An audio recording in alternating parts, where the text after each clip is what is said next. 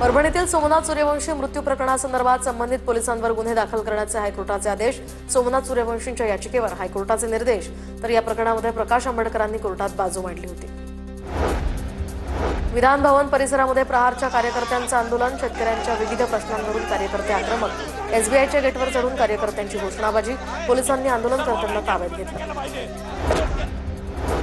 राज्यातील ई चलान रद्द होईपर्यंत संप सुरूच राहणार. चुकीच्या पद्धतीनं जारी करण्यात येत असलेले ई चलान रद्द करण्याच्या मागणीसाठी माल वाहतूकदारांचा राज्यव्यापी संप. 2 जुलैपासून सुरू झालेल्या संपावर अद्यापही तोडगा नाही.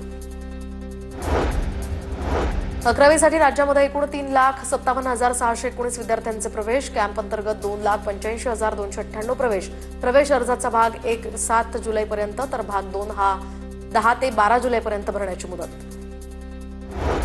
मुंबई पालिकेतील बहुतांश शिक्षकांना आता केंद्रस्तरीय अधिकारी म्हणून काम करण्याचे आदेश. तर हे आदेश मागे घेण्याची प्रहारची पत्राद्वारे सरकारकडे मागणी. आदेश मागे न घेतल्यास आंदोलनाचाही इशारा.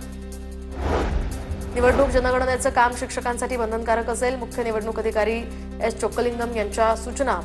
तर शिक्षकांना निवडणुकीच्या कामकाजातून सवलत देण्यात यावी अशी शिक्षक संघटनांची होती मागणी.